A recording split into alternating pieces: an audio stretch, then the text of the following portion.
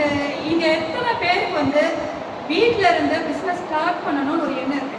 Right, எல்லாமே almost எல்லாருமே. சரி, நான் லைனாக ஸ்டார்ட் பண்ணுறேன். உங்களுக்கு வீட்டில் நீங்கள் ரெகுலராக ஒரு ஒர்க் பண்ணுவோம். இங்கே எல்லாருமே ஹவுஸ் ஒய்ஃப், யாரும் ஒர்க்கிங் உமன் இல்லைல்ல, நீங்கள் பண்ண மற்றவங்க எல்லாம் ஹவுஸ் ஒய்ஃப் தான். காலையில் எப்படி 11 o'clockலாம் வேலையை முடிச்சுருவீங்க கரெக்டுங்களா? 11 to 3 வரைக்கும் ஃப்ரீயாக இருக்கிறவங்க எத்தனை பேர் இருக்கீங்க? ஓகே, இதில் ஒவ்வொருத்தருக்கும் ஒரு இன்ட்ரெஸ்ட் இருக்கும். பாதி பேருக்கு வந்து டெய்லரிங் பிடிக்கும்.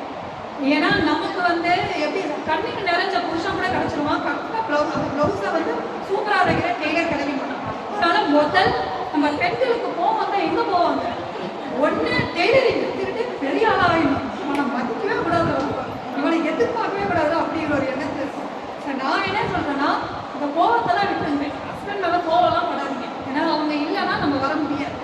என்னதான் அவங்க வந்து இது பண்ணாலும் ஒரு இடத்துல சப்போர்ட் பண்ணிடுவாங்க. அது அப்பாவாக இருக்கட்டும், ஹஸ்பண்டாக இருக்கட்டும், ஃப்ரெண்டாக இருக்கட்டும், இல்லை ஃபேமிலி மெம்பர்ஸாக இருக்கட்டும். அதனால ஃபேமிலியை எந்த காரணம் ஒன்றும் உடச்சிடாதீங்க. சரிங்களா? பரவாயில்ல, கொஞ்சம் டைம் எடுக்கும், நீங்கள் சப்போர்ட் பண்ணுங்க. ஏன்னா நம்மளை பொறுத்த வரைக்கும் என்னென்னா, நம்ம அப்பா அம்மாவே முதல்ல நம்ம நம்ப மாட்டாங்க. டைம் வேஸ்ட் பண்ணுறாங்க, காசு வேஸ்ட் பண்ணுறாங்க, எப்படியோ நஷ்டம் ஆகும் போது இந்த வயசு எடுத்து தேவை. பிள்ளைங்க ஸ்கூல்ல இருந்து வந்தால் அவங்கள பார்த்துக்கணும் அப்படிங்கிற எண்ணம் தான் போகும். பசங்களை வளர்த்துட்டு போவோம் அப்படிதான் சொல்லுவாங்க. நம்ம பசங்களையும் வளர்க்கணும், நம்மளும் வளரணும். முக்கால்வாசியோட பெண்களோட எண்ணம் என்னமா தெரியுங்க? அவங்க சம்பாதிச்சா என்ன பண்ணுவாங்க நீங்க சொல்லுங்க? முக்கால்வாசி ஃபேமிலிக்கு தான் கொடுப்பீங்க. ஹஸ்பண்டுக்கு சப்போர்ட் பண்ணணும், இன்னொன்று என் சொந்தக்காரன் முன்னாடி நான் பெருசாக வளரணும் அப்படிங்கிற ரெண்டே எண்ணத்தில் தான் பெண்கள் வந்து வேலைக்கு போகணும்னு நினைக்கிறாங்க. இது பேஷன்லாம் சொல்லுவாங்க நிறைய பேர். பேஷன் இதெல்லாம் அதெல்லாம் கிடையாது. பேஷன்னா சோஷியல் சர்வீஸ் மாதிரி ஒரு வேலையை பார்த்து போயிட்டே இருக்கலாம். பட் அது கிடையாது. நான் என்ன சொல்கிறேன்னா, உங்கள் எல்லாருக்கும் கண்டிப்பாக ஒரு ஒருத்தவங்களுக்கு டெய்லரிங் தெரியும், ஒருத்தவங்க சூப்பராக இட்லி மிளகா அப்படி பண்ணுவாங்க, சில பேர் வந்து ஊர்கா பண்ணுவாங்க, அப்புறம் பண்ணுறவங்க. நம்ம இதெல்லாம் வந்து என்ன நினைப்போம்னா, இதெல்லாம் பண்ணால் வீட்டில் என்ன நினைப்பாங்க? ஊர்கா பிஸ்னஸ் பண்ணுறேன்னு சொல்லி பாருங்களேன். வீட்டில் முதல்ல சமையலை ஒழுங்காக பண்ணி அப்புறம் ஊர்கா பண்ணலாம். இதெல்லாம் வந்து வரும் நிறைய வீட்டில் தான் சொல்லுவாங்க. ஸோ நான் என்ன சொல்கிறேன்னா, முதல்ல நீங்கள் ஸ்டார்ட் அப்பில் இருக்கீங்க, ஒரு பிஸ்னஸ் ஸ்டார்ட் பண்ணணும்னு என்ன இருக்கிறவங்களுக்கு வந்து இந்த டைமை எந்த அளவுக்கு நம்ம யூஸ்ஃபுல்லாக பண்ணலாம் அப்படின்னு ஒரு எண்ணம். முதல்ல எல்லாரும் இன்றைக்கே நீங்கள் போகிறப்போவே ஒரு நோட்டோ இல்லை டைரி எடுத்துக்கோங்க. உங்களுக்கு என்னென்ன விஷயம் தெரியுங்கிறத லிஸ்ட் அவுட் பண்ணுங்க. அது கோலம் போடுறதா இருக்கலாம், டெய்லரிங்காக இருக்கலாம், கார்டனிங்காக இருக்கலாம், இல்லை பூ கட்டுற பிஸ்னஸாக கூட இருக்கலாம். அந்த மாதிரி எது தெரியும், இதில் படித்தவங்க படிக்காதவங்க, நான் வந்து ஸ்கூலிங் டிஸ்கண்டினியூ பண்ணிட்டேன், காலேஜ் டிஸ்கண்டினியூ பண்ணிட்டேன் அப்படிங்கிறதெல்லாம் தாண்டி நமக்கு என்ன தெரியும், இந்த ஒரு 6 மணி நேரத்தில் நம்ம என்ன பண்ண முடியும் அப்படிங்கிற ஒரு லிஸ்ட்டை மட்டும் ஃபஸ்ட் எடுங்க. ரொம்ப இதை பெரிய லெவலில் கொண்டு போகிறது நம்ம அடுத்து வச்சுக்கோம். எடுத்துட்டு உங்கள் பிஸ்னஸ்க்கு எல்லாருக்குமே ஒரு பேர் இருக்குது. பிஸ்னஸ்க்கு ஒரு பேர் வேணுங்க. முதல்ல நம்ம சோறாக்குறோமோ இல்லையோ பேரை வைக்கணும். நம்ம பிஸ்னஸ்க்கு ஒரு பேரை நீங்கள் செலக்ட் பண்ணுங்க. அந்த பேர் உங்கள் பேராக இருக்கும். அப்பா பேரை வைக்கிறேன், ஹஸ்பண்ட் பேரை வைக்கிறேன், குழந்தைங்க பேரை வைக்கிறேன், உங்களோட பேர் தான் உங்களோட அடையாளமாக இருக்கும். நாளைக்கு வந்து யாராவது ஒருத்தர் கேட்குறாங்கன்னா பின்னாடி வர அந்த பேரோட இதை மறந்துடுவாங்க. இதுதான் இப்போ நம்ம சரவணா சொன்னால் என்ன சொல்லுவோம்? சரவணாவுக்கு போயிருக்கேன் அப்படின்வாங்க. நிறைய பேர் எங்கே போனேன் அப்படின்னா சரவணா தான் போயிட்டு வந்தேன். பேர் தான் நம்மளோட அடையாளமாக இருக்கிறதுனால ஒரு பிஸ்னஸ் ஸ்டார்ட் அப் பண்ணுறப்போ ஃபேன்சியாக பேர் வைக்கிறேங்கிற பேரே வைக்காது. உங்கள் பேர் தான் அதோட அடையாளமாக இருக்குது. அதனால பேர் வந்து ஒன்று வச்சுக்கோங்க. இப்போது இங்கே எத்தனை பேருக்கு வந்து எம்எஸ்எம்இ தெரியும்னு தெரியல. எம்எஸ்எம்இ எத்தனை பேருக்கு தெரியும்? அதோட இது உங்களுக்கு சொல்ல முடியுமா? இப்போ சின்ன தொழில் பிஸ்னஸ் பண்ணுறவங்களுக்கு வர ஒரு அமைப்பு. எம்எஸ்எம்இங்கிறது நம்ம கவர்மெண்ட் கொடுக்கும். ஸோ நீங்கள் எந்த பிஸ்னஸ் ஃபஸ்ட்டு பண்ணாலும் எம்எஸ்எம்இ ஃபஸ்ட்டு. அதுக்கு நம்ம என்ன பண்ணோம்னா, நம்மளோட ID proof, Aadhaar ID, PAN card வச்சுருந்தீங்கன்னா பேன் கார்டு, இது 3 கொடுத்து ஃபஸ்ட்டு ரெஜிஸ்டர் பண்ணுங்க. ஏன் இதை நீங்கள் பிஸ்னஸ் ஸ்டார்ட் பண்ணுறீங்களோ இல்லை ஏன் ரெஜிஸ்டர் பண்ண சொன்னோம்னா, உங்கள் பிஸ்னஸை நீங்கள் ஸ்டார்ட் அப் பண்ணுறீங்கன்னா கண்டிப்பாக நமக்கு என்ன தேவை? பிஸ்னஸ் ஸ்டார்ட் பண்ணுறீங்கன்னா உங்கள் கையில் என்ன இருக்கணும்?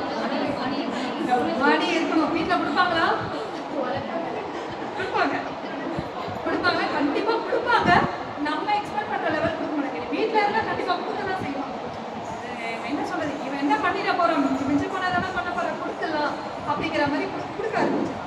ஸோ அப்போ நம்ம ஒரு டைம் வாங்கிடுவோம். அடுத்து நம்ம பிஸ்னஸ் டெவலப் பண்ணுறதுக்கு நமக்கு வந்து தேவைப்படும் போது நமக்கு இது இருக்குது. ஆனால் கவர்மெண்ட் வந்து இந்த எம்எஸ்எம்இல நிறைய ஸ்கீம் வந்து ஆஃபர்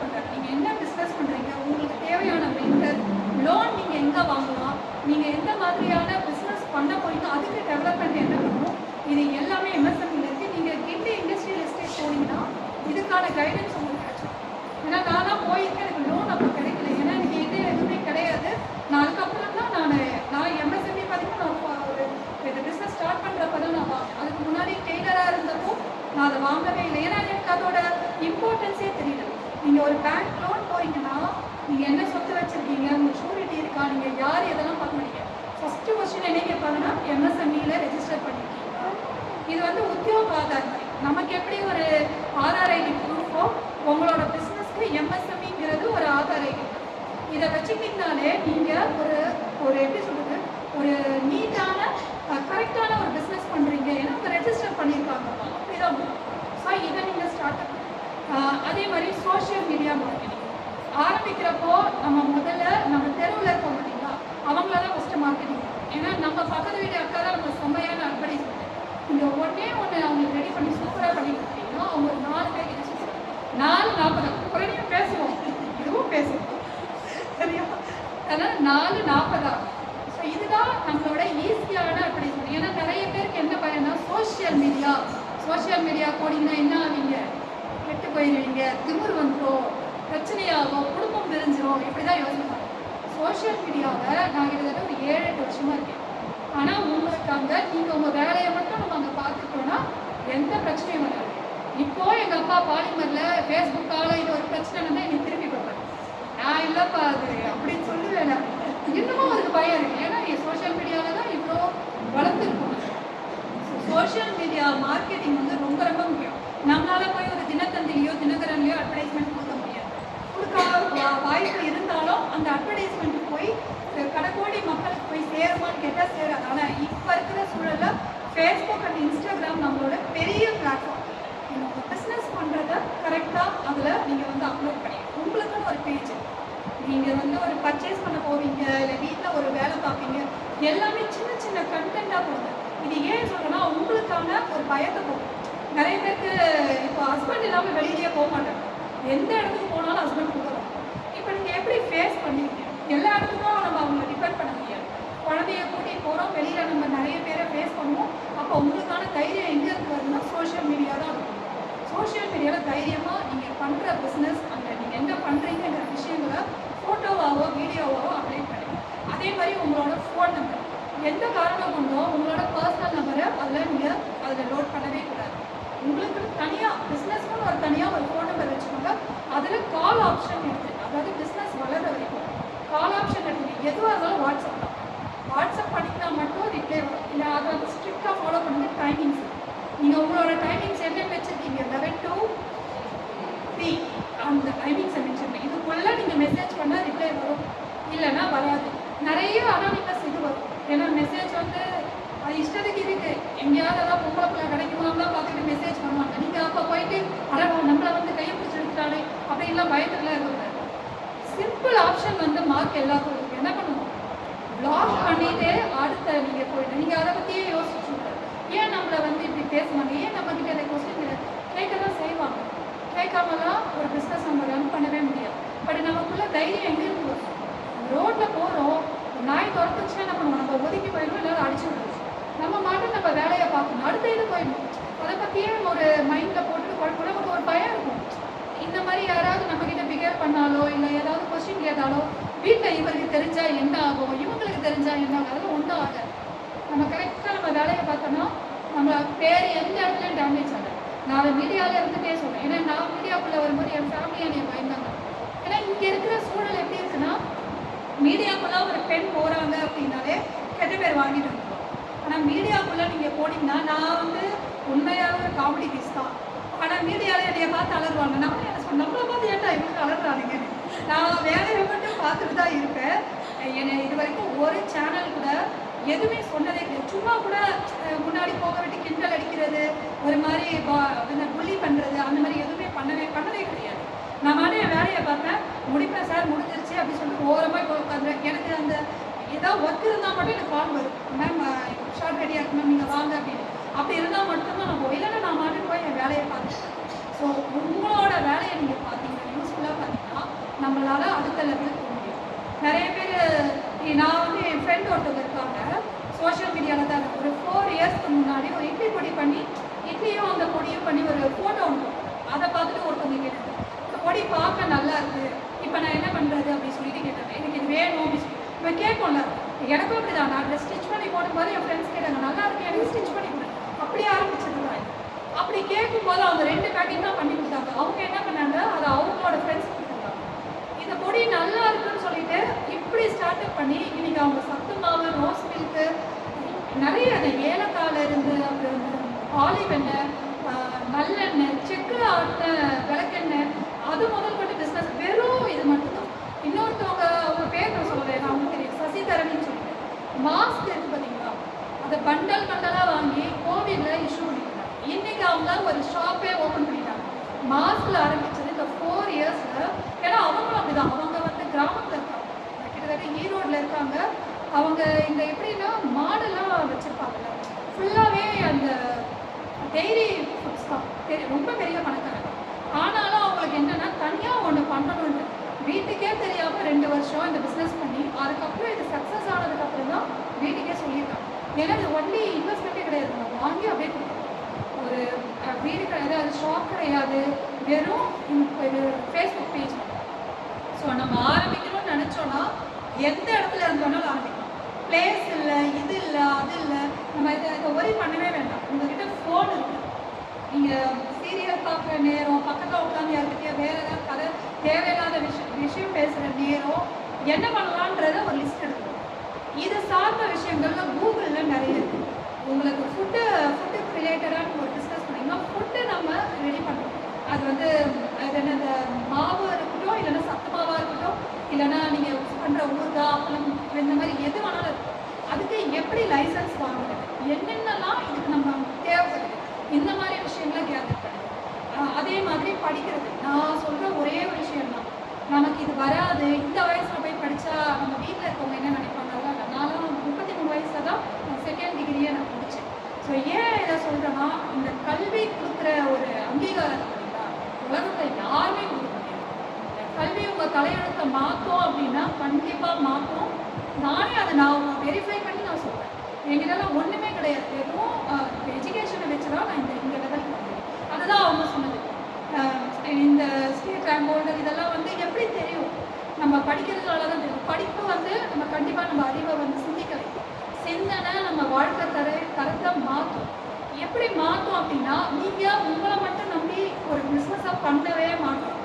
குழந்தைங்களை நினைப்போம், ஹஸ்பண்டை நினைப்போம், அப்பா அம்மாவை நினைப்போம், மாமியாரை நினைப்போம். ஸோ இவ்வளோ பேர் இருக்காங்க, இவ்வளோ பேரையும் இவ்வளோ பேர் சேர்ந்த ஒருத்தர் தான் நீங்கள். ஸோ அதனால் ஒரு பிஸ்னஸ் பண்ணுறப்போ கண்டிப்பாக லாஸ் வரும். அதை நீங்கள் பயப்படாமல் ஹேண்டில் பண்ணணும். லாஸ் வந்துருச்சா நீங்கள் அங்கே போய் உட்காந்துட்டோன்னா ஒன்றுமே பண்ண முடியாது. நெக்ஸ்ட்டு அதை எப்படி நம்ம ரெக்டிஃபை பண்ணணுங்கிறத பார்த்துட்டு கொஞ்சம் கொஞ்சமாக தான் பிஸ்னஸை இங்கே டெவலப் பண்ணணும். எடுத்த 6 மாதத்துல பிட் பண்ணதா எந்த பிஸ்னஸ் மேலும் சீக்கிரமே டைம் எடுக்கும். 1 இயர் ஆச்சு கண்டிப்பாக இருக்கும். ஆனால் அதுக்கு தொடர்ந்து நம்ம ரொட்டீனாக ஹார்ட் ஒர்க் பண்ணிகிட்டே இருக்கோம். இதை பண்ணால் மட்டும்தான் நீங்கள் அடுத்த லெவல் போக முடியும். ஒரு 3 நாள் நம்ம ப்ராக்டிஸ் பண்ணிட்டு 4வது நாள் நீங்கள் யோகாவை விட்டுட்டீங்கன்னா என்ன ஆகும், 5வது நாள் பண்ணுறப்போ ரொம்ப கஷ்டமாக இருக்கும். இதே தான் பிஸ்னஸ்.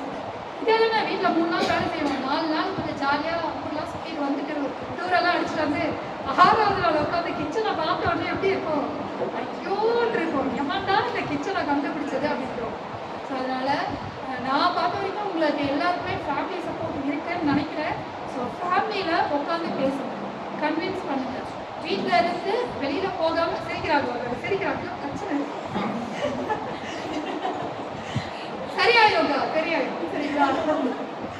ஸோ அதனால் வீட்டில் நான் இஷ்டத்துக்கு சொல்லிட்டாங்க, இந்த அக்கா சொல்லிட்டாங்க, வீட்டில் போய் எங்கே போய் சண்டை போட்டு வச்சிடாதீங்க சரிங்களா. நான் உடனே ஒரு பிஸ்னஸ் ஆண்டர்ப்ரனர் ஆகும், இப்போவே ஆகிறேன்டா அப்படிங்கிற மாதிரி போயிடாங்க. கொஞ்சம் கொஞ்சமாக ஸ்டெப் எடுங்க. உங்களுக்கு தேவையானது என்னங்கிறத ஃபஸ்ட்டு கண்டுபிடிங்க.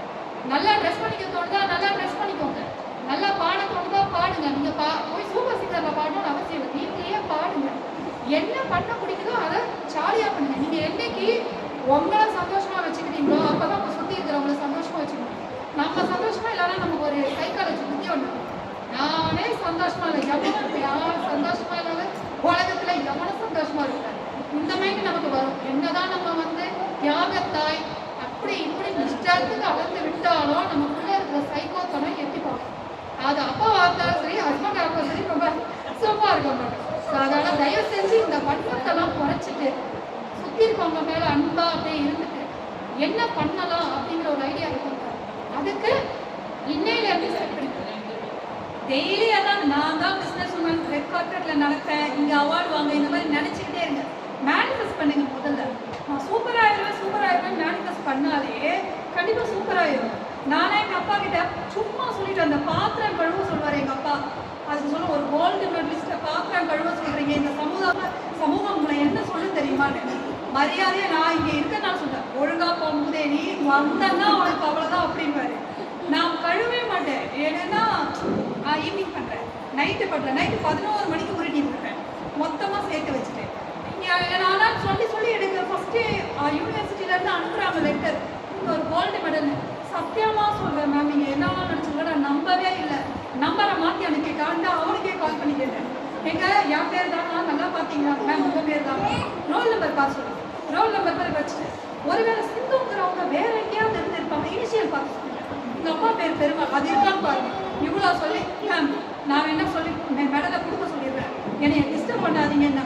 எனக்கு போய் அந்த ஸ்டேஜ்ல அலாட் பண்ற வரைக்குமே டவுட் இருந்துச்சு.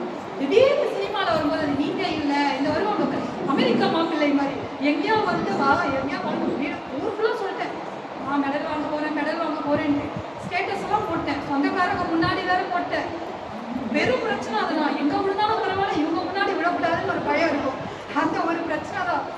ஏன்னா வேணாம்னா கூட நம்ம போய் நாச்சியப்பன் பாத்திர கடையில போய் ஒரு பேர் அடிச்சு கூட கொண்டு போய் கொடுத்துடலாம், சொல்லிட்டோம் வேற கவர்மெண்ட் கையால வாங்குறோம்.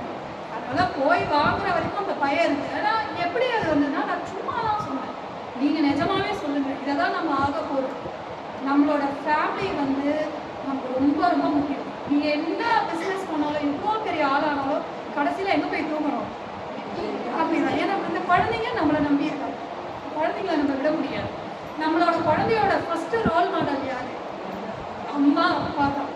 இவங்களை பார்த்துதான் நம்ம என்ன பண்றோம், நம்ம எவ்வளவு மோட்டிவேட் ஆகிறோம், நம்ம எவ்வளோ இதுக்காக உழைக்கிறோம், நம்ம எந்த இடத்துல துவண்டு போகாம நிக்கிறோங்கிறத எப்படி குழந்தைங்க கத்துப்பாங்க?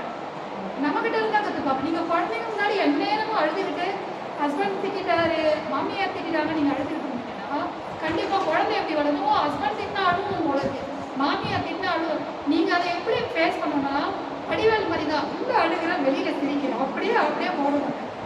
முகத்துல எந்த விதமான ரியாக்ஷனும் கிடையாது. நீங்க ஒருத்தவங்களை ரியாக்ட் பண்ணலன்னா என்ன இருக்கும்? அது எனக்கு ரொம்ப சர்வசாதாரணம். அது நீங்க இல்லை, உங்களை சுத்தி ஆஃபீஸ்ல வேலை பார்த்தாலும் இதான் நடக்கும், வெளி மனுஷங்களும் இப்படிதான் நடக்கும். எல்லாரும் ஒரே மாதிரி இருக்க மாட்டாங்க, ஆனா நம்ம ஒரே மாதிரி இருக்கோம். இப்போ இதை நீங்க உங்களுக்குள்ள வளர்த்துக்கிறது ரொம்ப ரொம்ப முக்கியம்.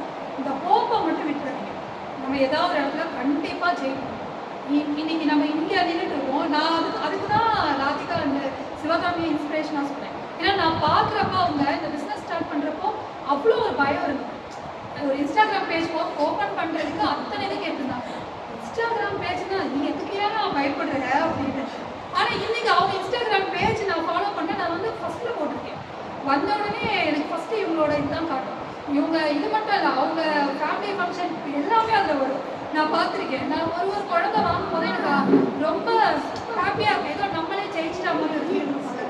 அப்படிதான் நான் இவங்க 2 பேரையும் நான், அதனால எனக்கு வந்து ரொம்ப இன்ஸ்பிரேஷன் பார்த்தீங்கன்னா இவங்க 2 பேர். ஏன்னா நான் வெளியில சின்ன வயசுலேருந்து டாப் 5 மாதிரியே வெளியில சுற்றிட்டு இருக்கேன். இவங்க 2 பேரும் விட ஒரு ஃபேமிலி செட். இவங்க நான் பார்த்த வரைக்கும் படப்படன்னு பேசினா நான் பார்த்தது ரொம்ப சைலண்ட். அவங்களுக்கே அது கேட்குமாங்கிறது தெரியாது, அந்த அளவுக்கு தான் பேசுவாங்க. அப்படி இருக்கிற ஒருத்தர் வந்து 5th இயர் செலிப்ரேட் பண்ணுறது வந்து பெரிய அச்சீவ்மெண்ட்.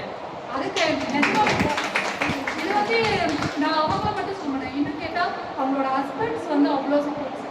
இல்லைன்னா இவ்வளோ தூரம் அவங்க வந்து நீ அதெல்லாம் எதுக்கு, அதெல்லாம் தேவையில்லவா அப்படின்னு தான் முடிஞ்சு போச்சு. கொடுக்குற சப்போர்ட் ஃபஸ்ட்டு ஆரம்பத்தில் நிறைய விஷயம் ஸ்ட்ரகிள் ஆகியிருப்பாங்க இவங்களும். பட் ஒரு இடத்துல நம்ம ஜெயிக்கிறோம், அடுத்த லெவல் போராட்டும் போது எதுவும் பண்ணுறாங்க பசங்க போட்டோமே, நம்ம சும்மா நிற்போமே அப்படின்னு வராங்க.